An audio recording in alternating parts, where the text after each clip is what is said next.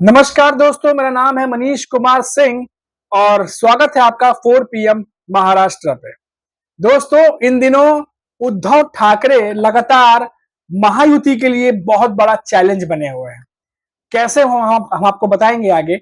लोकसभा चुनावों में रिजल्ट आए, आपने देखा कि किस तरीके से एमवीए गठबंधन ने भारी नुकसान पहुंचाया सीटों के मामले में महायुति को। और अब एमएलसी इलेक्शन के रिजल्ट की बात करें तो महाराष्ट्र के विधान परिषद चुनाव में मुंबई की दोनों सीटों पर उद्धव गुट ने बाजी मार दी है।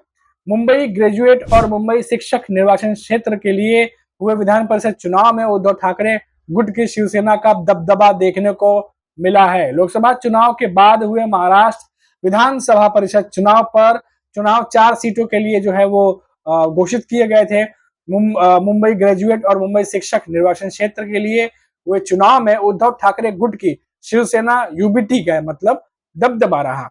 मुंबई की दोनों सीटों पर जो शिवसेना यूबीटी उनके उम्मीदवारों की जीत हुई है। मुंबई ग्रेजुएट सीट से शिवसेना के अनिल परब ने जीत दर्ज की, तो वहीं मुंबई शिक्षक जो सीट है वहां से जयम अभ्यंकर जो है चुनाव जीतने में सफल रहे हैं। कोंकण ग्रेजुएट सीट पर बीजेपी के निरंजन जो डावखरे हैं उनको जीत मिली है। वहीं नासिक जो सीट है वहां से शिक्षक सीट है, उसको लेकर के अभी कई सारी बातें जो है वो चल रही है। फिलहाल अनिल परब ने बीजेपी के किरण शेलार को हरा दिया है। शिवसेना नेता अनिल परब ने सोमवार को भारतीय जनता पार्टी के किरण शेलार को हराकर मुंबई स्नातक निर्वाचन क्षेत्र से महाराष्ट्र विधान परिषद का चुनाव जीत लिया है। परब को 44,784 वोट मिले, जबकि शेलार को 18,772 वोट ही मिले। 26 जून को हुए मतदान में कुल 67,644 मतदाताओं ने अपने मताधिकार का प्रयोग किया था। कुल डाले गए वोट में से 64,222 जो वोट है वो वैध पाए गए और जीत का कोटा 32,112 वोट था। प्रथम वरीयता की जो मतदान में अनिल परब को 44,784 वोट मिले और उन्हें निर्वाचित घोषित कर दिया गया। विधान परिषद के लिए 4 सीटों पर 26 जून को मतदान हुआ था, हम आपको बता दें, और इनमें मुंबई स्नातक, कोंकण स्नातक, मुंबई शिक्षक और नासिक शिक्षक के लिए वोटिंग हुई और जिनका कि कई सारे सीटों का जो ऐलान है वो 1 जून को कर दिया गया। हम आपको बता दें कि मुंबई में सिर्फ उद्धव ठाकरे की शिवसेना जो है उनकी जो अनिल परब है उन्होंने बहुत भारी मतों से जीत हासिल किया है। मुंबई स्नातक निर्वाचन क्षेत्र से जीत हासिल करने के बाद अनिल परब ने खुशी जाहिर करते हुए अपनी प्रतिक्रिया भी दी। उन्होंने कहा कि मैं इस जीत को बाला साहब ठाकरे के चरणों में अर्पित करता हूं। बाला साहब का आशीर्वाद इसी तरह बना रहे। मैं उद्धव ठाकरे और आदित्य ठाकरे का आभारी हूं कि उन्होंने मुझ पर विश्वास दिखाया। मेरी जीत के लिए लड़ने वाले शिवसेना और महाविकास आघाड़ी के घटक दलों को धन्यवाद। यह साबित हो गया कि मुंबई में सिर्फ उद्धव ठाकरे की शिवसेना होगी। तो ये एक बहुत बड़ी बात, दमखम के साथ जो है एनडीए गठबंधन आगे बढ़ रहा है। और मैं आपको बता दूं कि अब इस जीत से क्या कुछ समीकरण बन सकते हैं। आप देखिए कि लोकसभा चुनाव के बाद, जब लोकसभा चुनाव हुए उसके बाद लगातार ये बात कही जा रही थी बीजेपी की तरफ से कि हम 40 से ज्यादा सीटें लेकर के जाएंगे, और हुआ क्या, उनकी 28 सीटों पर लड़े और 9 सीटें ही आ पाई। बहुत ज्यादा जो है वो सीटों का नुकसान महायुति को और खासकर बीजेपी को महाराष्ट्र में उठाना पड़ा। उसके बाद जब रिजल्ट आए तो ना सिर्फ बीजेपी बल्कि जो उसके घटक दल थे, सहयोगी दल थे, चाहे अजित पवार की एनसीपी हो या एकनाथ शिंदे की शिवसेना हो, तीनों ही दलों की परफॉर्मेंस को ज्यादा खास नहीं रही। अगर तीनों की बात करें तो तीनों में सबसे बेहतर एकनाथ शिंदे जो है वो दिखे, बाकी बहुत ज्यादा कुछ खास परफॉर्मेंस नहीं निकली। वहीं अगर हम एमबीए गठबंधन की बात करें, जहां पर कांग्रेस और यूबीटी ग्रुप और शरद पवार की एनसीपी थी, जबरदस्त परफॉर्मेंस की उन्होंने। कहा एक सीट जो सिर्फ चंद्रपुर से 2019 में कांग्रेस जीती थी, वो इस बार 12 सीट जीत कर चली गई। वहीं अगर बात करें शरद पवार की, तो महज 10 सीटों पर वो लड़े थे, उसमें से 8 सीट निकालने में कामयाब रहे। यानी स्ट्राइक की बात करें, परसेंटेज की बात करें, तो शरद पवार सभी पार्टियों को बहुत पीछे छोड़ गए हैं।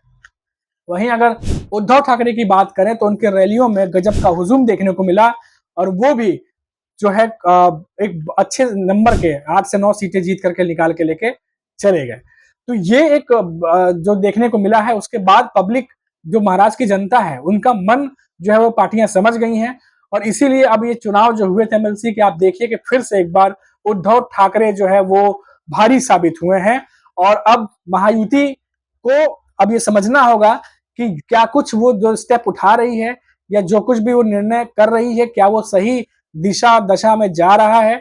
क्योंकि हम, जैसा कि हमने पहले भी कहा था कि महाराष्ट्र विधानसभा चुनावों में बहुत ज्यादा समय नहीं बचा है, 3.5 महीने का वक्त है, और ऐसा कहा जा रहा है कि अक्टूबर 2024 में विधानसभा चुनाव हो जाएंगे।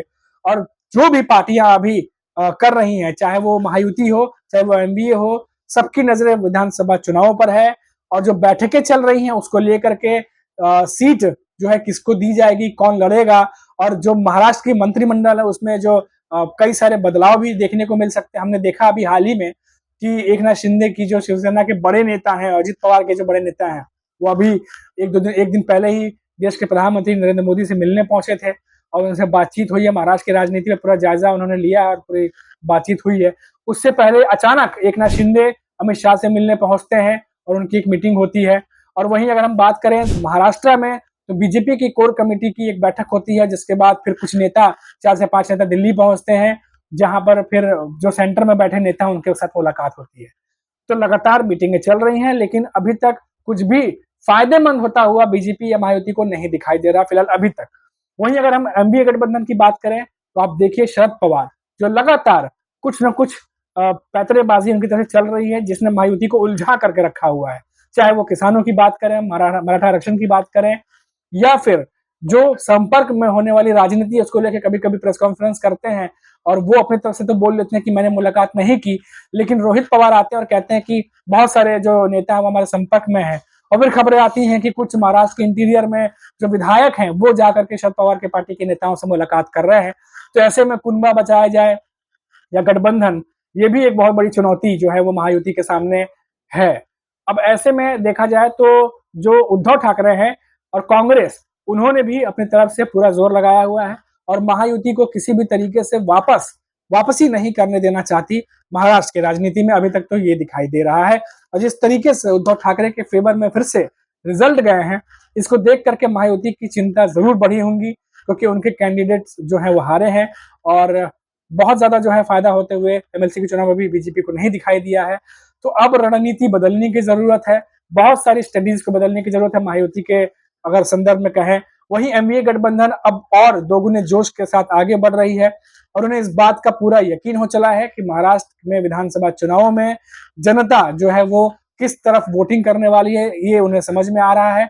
और इसीलिए एमवीए गठबंधन लगातार पूरे कॉन्फिडेंस के साथ महायुति को घेरने में लगा हुआ है और साथ ही साथ जो मुद्दे हैं महाराष्ट्र के उसको उठाने में लगा हुआ है, ताकि किसी भी तरीके से महायुति को विधानसभा चुनाव तक घेर कर रखा जाए, ताकि वो वापसी करने में जो है वो वापसी करने में लेट हो उन्हें या नहीं कर पाए, ताकि पूरा का पूरा फायदा विधानसभा चुनाव का वो एमवीए गठबंधन तक पहुंचे। तो ये जो चल रहा है रस्साकसी का जोर, ये महाराष्ट्र में चलता रहेगा। और अभी फिलहाल अभी के लिए इतना ही, फिर लौटेंगे तो बात करेंगे महाराष्ट्र के किसी बड़ी खबर पर। तब तक के लिए मुझे इजाजत दीजिए। नमस्कार।